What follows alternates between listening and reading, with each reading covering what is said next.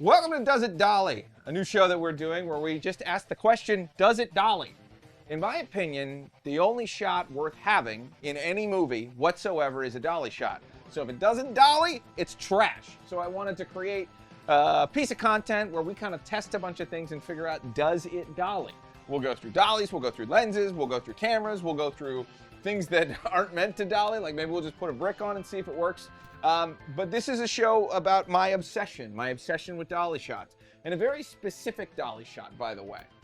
I believe that the best shot in all of cinema is about a 10-foot dolly shot forward while maintaining focus. That is in every great movie that I've ever seen. There's always just a great dolly shot that comes directly forward and stays in focus.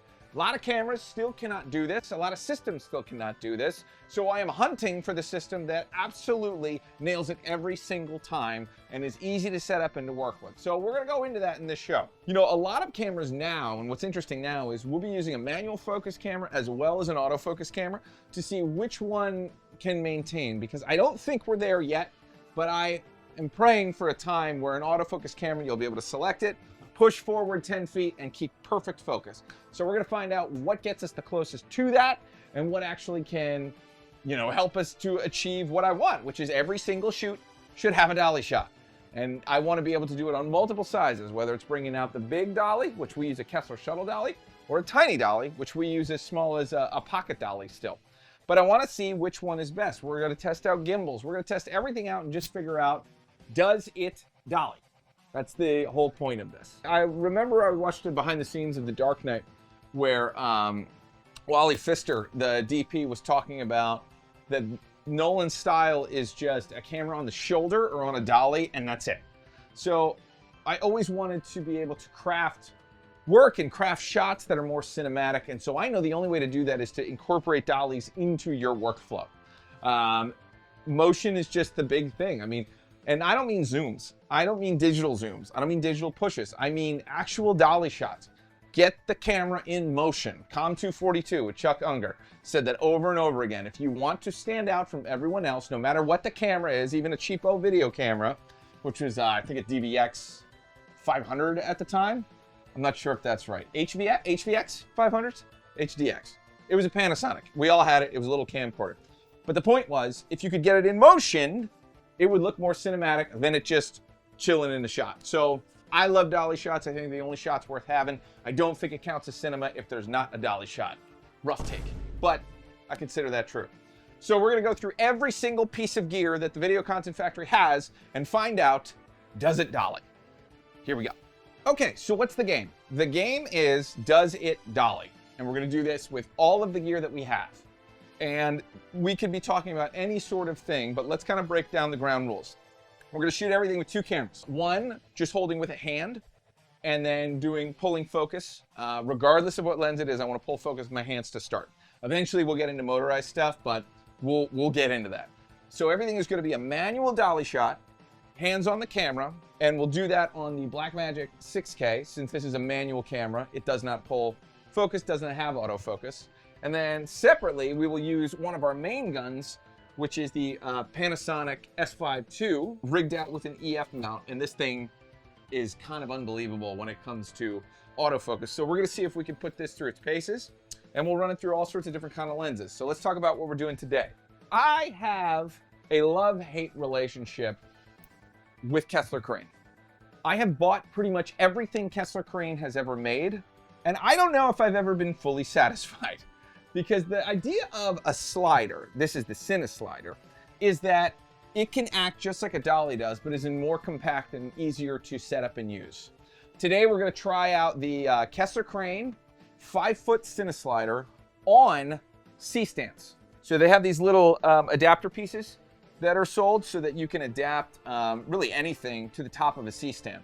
Usually we would use smaller Matthews slider stands, and we'll get into that eventually and actually use that and actually use that peripheral. But for now, I want to see, does it dolly when you put a Kessler Crane 5-foot CineSlider on C-stands with nothing else? You see, if you look down, I'm not putting any sort of bracing on here. I'm not using sandbags or whatnot. Sue me. But here's the thing. I want to know if this setup dollies. We're also using a Manfrotto Nitrotech 8, which is honestly a terrible head. But it's one that I bought years ago when we had a little bit of investment, and so I forced it on everybody who's ever worked for me. It's not a great head. The nitro system's never worked, but for our purposes, it kind of helps us see what do we do in a stripped down approach where this is all we have, okay? And I can always put this bar on, but I don't think I will. Because my question is, does it dolly when you put a Manfrotto Nitrotech 8 on a Kessler quick release utility plate, is what it's called, on top of a Kessler quick release system, rigged to a CineShooter 5-foot, adapted to C-stands? That's what we're finding out today. And again, this is unmotorized. I know these whole systems are for motorized. That's not what we're trying out right now. But we'll get there because it's important. We have an Aperture 120D that is broken. Actually, I don't know if this is broken or if just the cable's broken, but it's an easy piece. So we rigged it up on a C-stand. It's directly in front because the only shot I care about, the only shot that's worth a damn, is a dolly forward maintain focus. Okay, so we're gonna rig up the camera and we're gonna give it a try. Okay guys, test one, very unscientific test, but that's the point. It needs to dolly, it needs to do it easy. We've got a 24-35 full frame Sigma lens on here. I think it's about, it's a 2.0. And we've got it rigged to the Blackmagic 6K Pro. And again, I'm gonna try and do this with just my hands and let's see, does it dolly? Okay, so now we have the footage recording here. And here we go.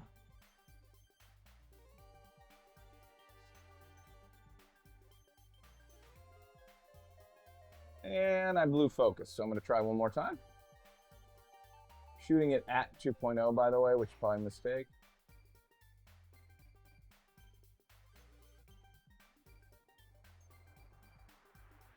Okay, and then we're gonna iris down a bit. So we'll shoot this at 3.5. I'm doing that for a specific reason. A lot of films are shot at f4. So we're gonna try it at 3.5, okay? Here we go, and action.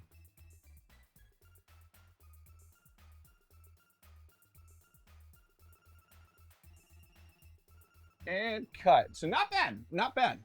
Okay, so here we go. Here is our shot, which is awesome that it just totally switched on me. Here we go. Is anybody else watching this? It keeps, the clean feed keeps coming off. All right, here we go. I don't know why I need to do buttons, but that's fine. All right, so looking at this, a little bouncy for me. I don't think that that would work. And I think a lot of that has to do with this rig itself is kind of bouncy and not held down. Now on the way back, again, little shaky. And a lot of people would take that. I do not think you should take that because if it's shaking, you're not going to be able to fix it 100% with stabilization. But we will try that in a little bit. All right, so we stopped down and now we're looking at it at F4. And again, like I said, this is more of a cinematic mode. And this is just my hands. Much better focus pull, but it's still too shaky. When I touch this, it moves. This is a problem overall. And people are like, oh, well, your setup's not right. That's the point of doing this. You know, there's got to be a device, I think Elgato has it, where you just put it down anywhere your surface is and you know that you're going to have a smooth tracking shot. But we're going to keep working on it. So as it stands right now, does it dolly? It remains to be seen. I actually think it is too shaky in this setup without weighing things down. So I think the CineSlider 5-foot right now, I would say it's too shaky to work as a dolly, but I'm sure someone's done it with a different rigging. But we'll get to this. This is specifically the C-stand rig. I want to be able to go into a client's office, set up 2 C-stands, put this on top of it, hit go, roboticize it, and have it work and pull focus well. Right now, I don't feel that I have that ability. So I'm going to switch cameras. We're going to go to the S5 II, and we're going to see how that looks, okay? Hey! Okay, so now we have rigged up our S5 II. Same lens. The only difference is this is an autofocus camera. This is also my main unit that I use now. Is I like a rigged up Lumix that's running into a Blackmagic video assist, the 12G version, so that you can get B-raw out of it. And what it's supposed to do, and the reason I bought it, is give us the autofocus that we're looking for. The other thing is, this is full frame. We were shooting on Super 35, which Chris would say is the only style of shooting allowed, because he hates full frame. This is a full frame cam. Ben, do you like full frame? Good. Ben likes full frame, and Chris hates full frame. He believes in Super 35. Full frame. Fuck that shit! Super 35. Anyway, that's a whole bunch of me saying autofocus camera. One thing I want to point out as well is it's a much wider frame now, because this isn't a Super 35, it's a full frame, which I'll be honest, I totally forgot about when we did this. But regardless, we're still seeing if this baby can dolly in this setup. So we just rigged it onto the Kessler plate. Sometimes I like to fly this on a Ronin, so it's got a bunch of weird plates. That's my problem, not yours. But everything else should be the same. And we're the same height and everything, but full frame versus not full frame. This thing will actually crop to Super 35 if we shoot it in 60. So for B-roll, it's typically 60, but I want to keep this open as if we were shooting cinema. Okay? All right, let's get ready to shoot this thing.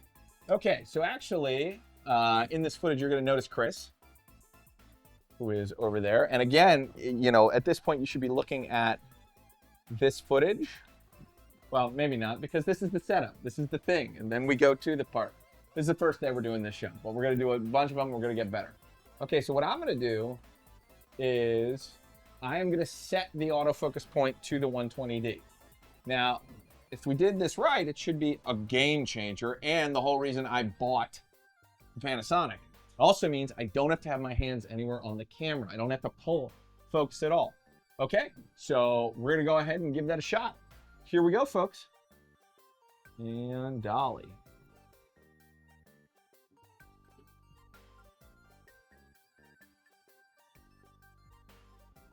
My immediate reaction, holy shit. That looked awesome. That looked so much better. You know, Kessler made all these with the 5D Mark III in mind. It was about that time period, which we had one and I loved it. I loved using it. They also shot it for time lapse. So I'm wondering, are the sliders just not designed for the cinema gear that's all manual with no internal stabilization? That's a possibility, but I'm pretty blown away by what just happened. So we're gonna go back in reverse. And here we go. Bum, bum, bum.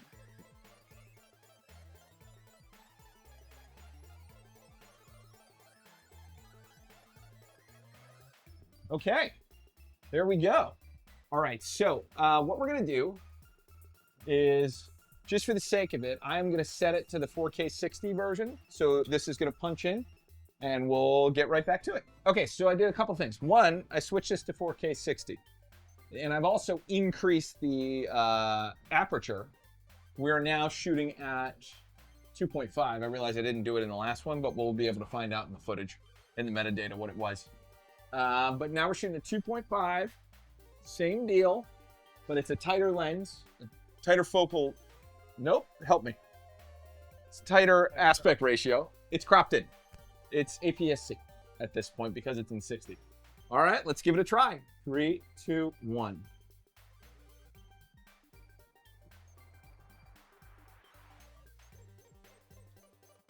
All right, it looked like we had a little bit tougher of a time on that one. I'm gonna add an element where I'm gonna try and pan with it, or tilt with it. Ready? Action.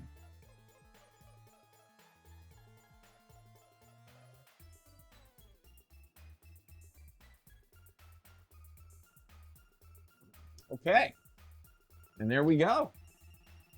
So that felt pretty good. Now I'm going to do the same thing I did on the previous one. Let's shoot it at f4. We'll bring the ISO up to 4000, which is native on this camera. It's one of the dual ISOs, and we're going to give that a try. Okay, same deal. We'll lock onto our target. Okay, here we go. 3, 2, 1.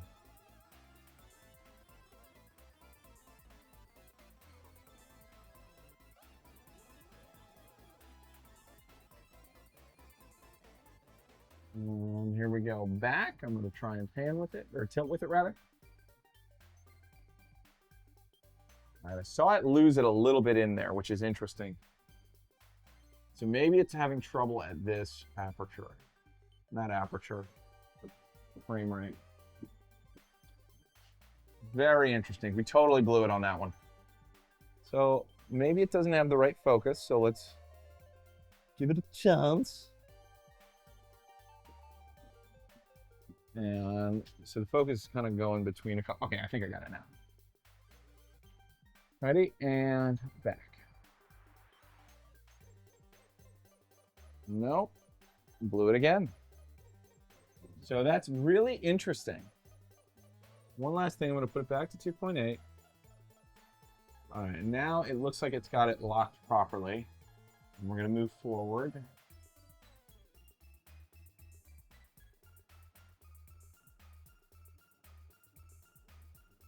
Okay, that's very interesting. It's definitely struggling more at 60 with maintaining focus than it was at 24. I mean, I don't know why that makes sense or if it makes sense, but that's what it did. Okay, guys, let's review some of the footage and see what we got. Hey, cool guys.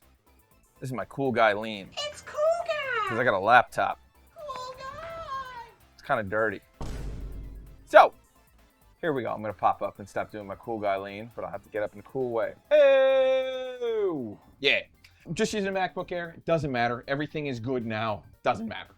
We're going to run through DaVinci Resolve because I believe in the Blackmagic ecosystem, although apparently not with Cats of Crane. But let's find out. Let's see what we got. We're starting with the Blackmagic here. We're going to take the CFast card and we're going into the MacBook Air. We're just going to go off the drive. It should be fast enough. But we will start with this 2398 clip.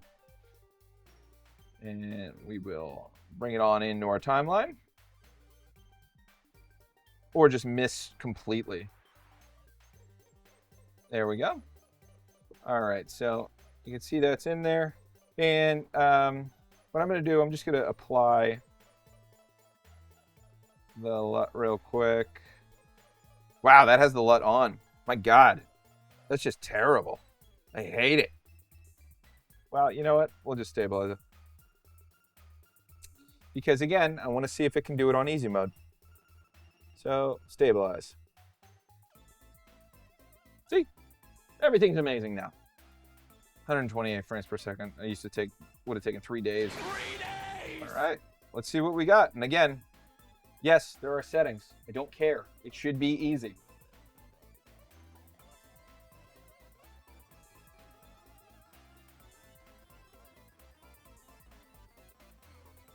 Pretty big difference, but I can still see, one, obviously I misfocused, but I can also really see the shake a little bit, but way better than we were. Some of that would work, to be honest. Some of that would work. Okay, so let's see what it looks like at the F4. And what I'm going to do, I'm actually going to brighten that up for us. Let's take a look here with stabilization. Here we go. This is a 3.5. You can definitely see some stuff happening around there as far as stabilization is concerned.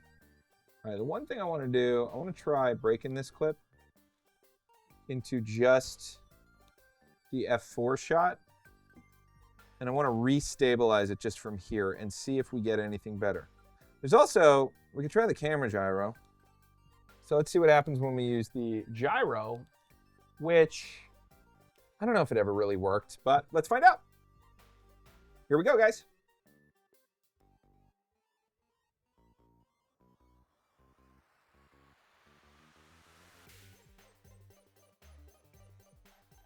Hold on, did that work? If I saw what I think I saw, that's a big deal.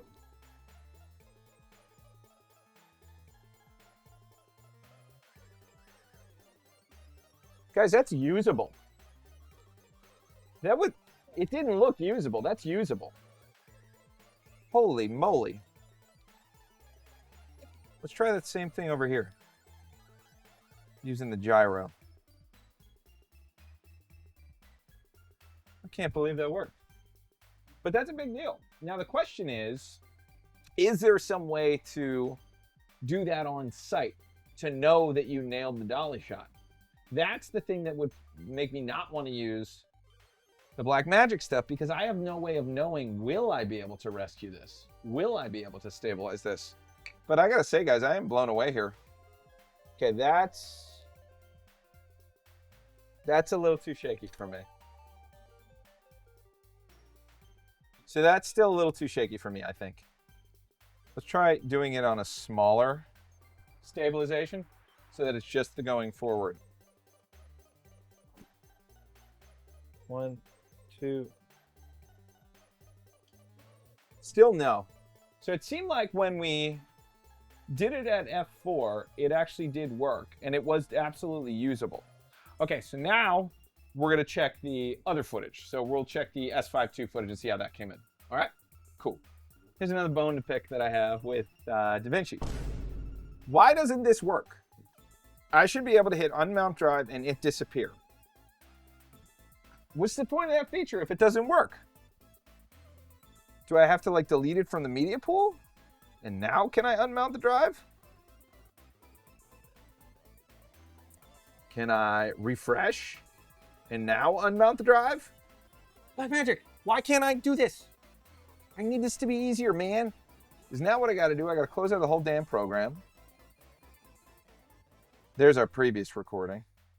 Like, that should work. That should work. Am I asking for too much? Am I? All right, guys, here we go back into DaVinci, this time with the S5 II files, which to my eye looked freaking great when we came in just looking at the monitor over there. Okay, this is the 2398 footage, it looks like.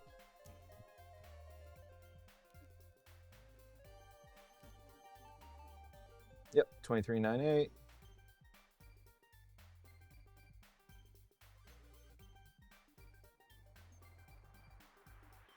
Huge difference just looking at it. Huge difference just looking at it. I mean, that is such a good shot. And let's see it coming back. So guys, I haven't stabilized this. It's coming in just fine, and I haven't stabilized it. But just to be fair, let's go ahead and do that. We'll just do it for the way out. Stabilize. Isn't it amazing we're doing this off of an SD card? Everything's changed so much. Have I had a horrible posture this whole time? Just looking terrible. All right, here we go. With stabilization.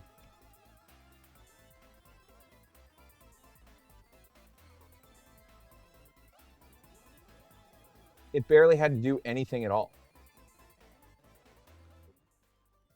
But actually, notice it didn't hold focus. Interesting. All right, let's try one of the other clips. So this was the punched in one, which you can see at 56. Whoa. Terrible. So that could be me, but that is bouncy. Well, that's just weird. There it is. You can see it going in and out just a little bit. But still, definitely a world of difference here. All right, let's jump into 3.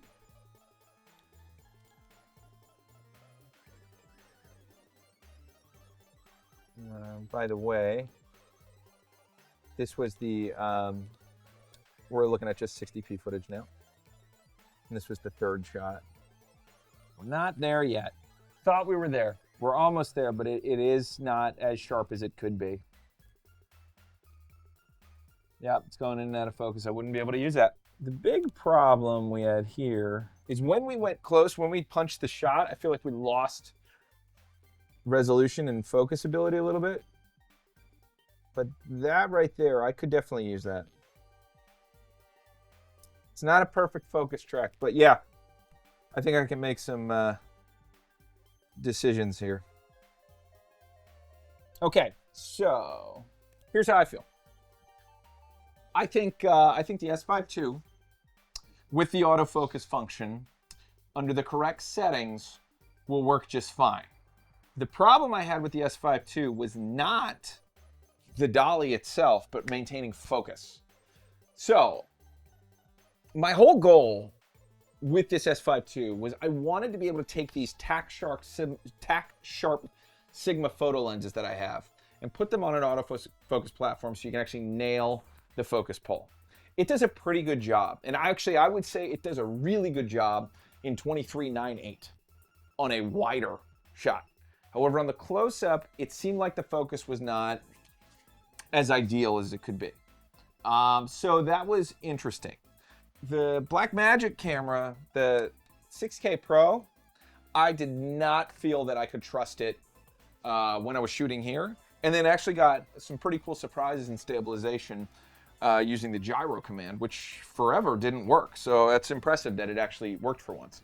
Maybe it's designed to work on this type of gear, like a dolly, instead of like a gimbal, which I'm sure is what it was originally done. But I was blown away by the gyro stabilization. And actually, manually, might have gotten a better focus, but who's to say? So honestly, what I can say is this. Does it dolly? I'm going to say the 5-foot Kessler Crane CineSlider mounted to C-stands without support on the bottom or weight from the top, with a truly terrible Manfrotto head on top of it, does not dolly with cinema cameras. And it does dolly with DSLRs. So mirrorless, yes to the CineSlider. DSLR, yes to the CineSlider.